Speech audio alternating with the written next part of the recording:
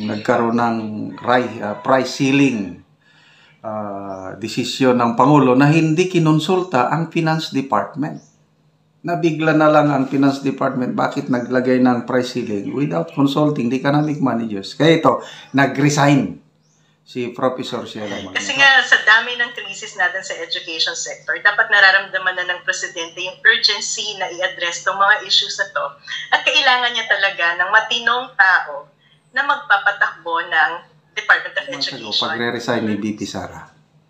The best ever decision na ginawa ng Vice Presidente. Bakit? Kasi maapektuhan ang education sector. Pag-usapan natin ngayon ang best ever decision, political decision na ginawa ni VP Sara. Galing ito mismo, assessment ng isang UP professor, economics professor, si Professor Cielo Magno. Kaya konting background, itong si Professor Cielo Magno, Duterte supporter ito, Dilawan. Kaya lang, nung nanalo ang Marcos administration, kinuha siya ni dating Finance Secretary Jokno na maging undersecretary ng Finance. Pumayag siya, kahit Dilawan siya, okay, nagtrabaho.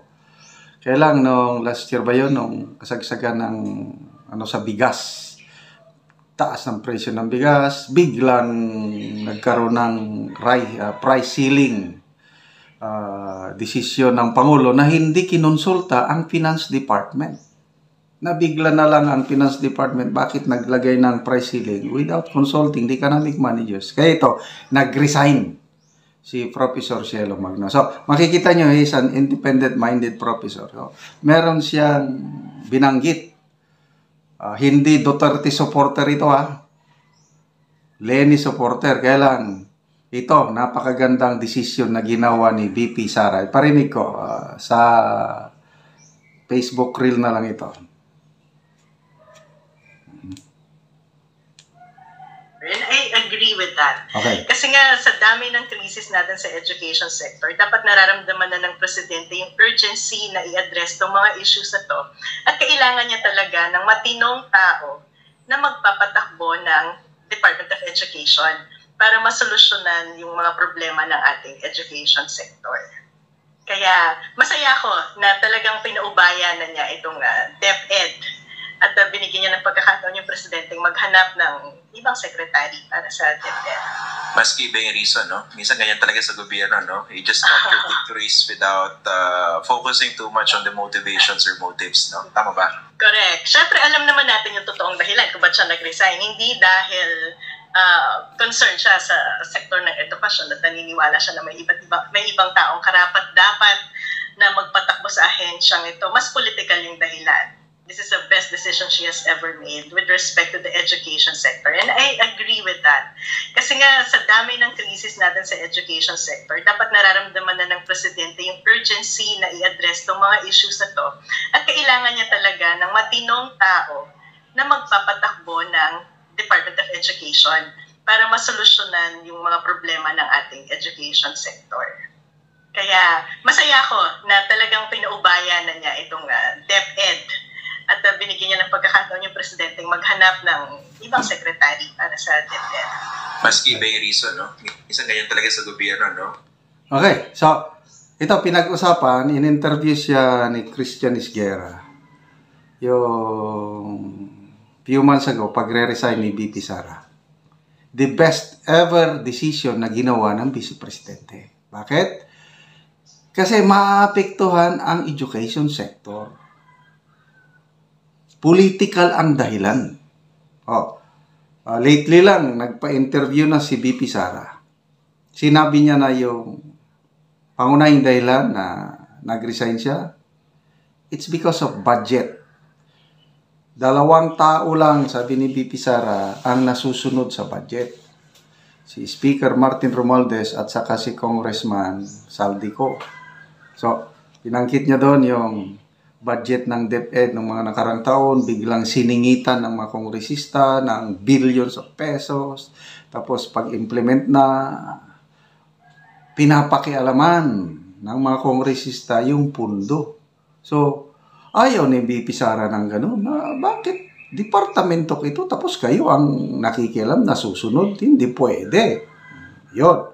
So, best ever decision, I agree kung ako lang. Dahil pag hindi siya nag-resign, maapektuhan ang education sector. Hindi, dito mo makikita si BP Sara na hindi siya kapit toko sa posisyon. Politically speaking, mas pabor sana na magpatuloy siya na DepEd kasi yung influence niya, pero mo, largest department sa Pilipinas, yung DepEd, ikaw ang secretary, di ma-influensyahan mga teachers, mga parents, including students. So, kung political capital ang pagbabasihan, malaking capital na ni BP Sara. Kung selfish lang siya, kung sarili lang iniisip niya, hindi siya magre-resign dahil sayang, hindi pa naman siya tinatanggal ni President Marcos. Kaya lang ayaw niyang maapektuhan ang mga... Kaya nung una, sabi niya is, ayokong maapektuhan ang mga teachers and students, kaya nag-resign na lang ako. Noong una, hindi pa niya masyadong dinitalye. But lately, yun na. Dahil sa budget. At again, nung Teacher's Day. Kailan ba nung Teacher's Day? Last week ba yun o 2 weeks ago? Nako, na-booking na sila.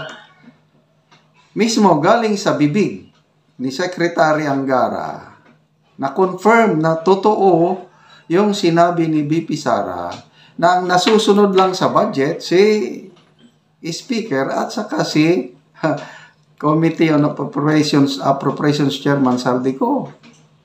Kasi sabi ng Secretary na request ng mga teachers, pwede ba dagdagan nyo ang budget ng DepEd? At nangako na si Speaker dadagdagan. Is that the normal process? No. Dapat yung ganyang mga budget, increase ng budget, yung executive department, presidente through the DBM, Department of Budget and Management, sila ang Bakit ang secretary dumidiretso sa Speaker of the House in a public gathering? Tapos pinapalakpakan. Kikita mo, sino ang may control sa purse? Speaker Martin Romualdez. Okay, so, water under the bridge na yan, nag-resign na, so, diyan na si Secretary Angara, wish him the best. Sana magtagumpay si Secretary Angara para iangat ang kalidad ng edukasyon ng Pilipinas. Dahil masakit na katotohanan, yung pabulusok, pababa ang standard ng education sa atin. Hindi katulad noon. Labi na tayo mga senior citizens. Yung kapanahonan natin, ako nag-elementary ako, 1965 Ang mga teachers natin noon, yung mga kaedad ko, nako, ang gagaling, stricto. Alala ko, grade 4, grade 5 pa lang ako noon, makagawan ako ng AC English Noong unang panahon elementary graduate lang, marunong nang mag-English, nakakaturo na. Ganun po ang quality ng education ng Pilipinas noong una. Kaya lang, what happened? Wala na, pababa ng pababa. Nung nasa military service pa ako, lalo na nung nasa colonel na ako, higher rank na, maraming mag-apply na sundalo, mga college graduate. Minsan, interviewin namin, hindi sila college graduate. Hirap na hirap makakompose ng complete sentence na with correct grammar. Ano ba? Sabi ko, ano bang nangyayari sa edukasyon? So, yan na. Wise decision sana yung ginawa ng Pangulong Marcos nung hindi pa nagkaaway-away ang unit team. Very wise decision yung ginawa niyang Defense Secretary, excuse me, si BP Sara. Dahil acknowledgement yun na maglagay siya ng matinong tao to resolve the problem on education. At tinanggap naman ni BP Sara. Napasukan ng politika. Bakit? Huwag sanang pagkaalaman ng budget dahil Kayo ang nag-approve. Yun ang masama. Singit ng singit eh. Ang dami. Ito ang, sa administrasyon ito, ang daming unprogrammed na funds, singit. Kaya nga, pati sa Supreme Court, kini-question na. Ang dami nang na-file na mga petition. Isa dyan, si Senator Pimentel. Pinitisyon na yung I think this year, 2024, ilang billion yun, 800 billion, siningit. So, singit-singit para sa, bakit? I don't know. Pati na rin PhilHealth funds, yung 90 billion pesos. Ang dami nang nagreklamo sa Korte Suprema. Sana naman, bilisan ng Korte Suprema ang oral arguments kasi baka totally may transfer na yung 90 billion, wala na. Tapos, yung blog ni Badong Arateles na ang gobyerno mangungutang ng ilang billion, 28.7 billion para sa health programs. Bakit ka mangungutang? Gamitin na lang sana yung PhilHealth na gamitin para sa health, hindi yung i-transfer sa National Treasury para punduhan ang mga unprogrammed project. So, grabe. So, salamat, Professor Cielo Magno, sa analysis mo. I agree with you. Isinaalang-alang ni BP Sara yung kapakanan ng mga estudyante at guro. Kaya nag-resign siya. It's a political decision. Kaya good luck kay Secretary Sani Angara.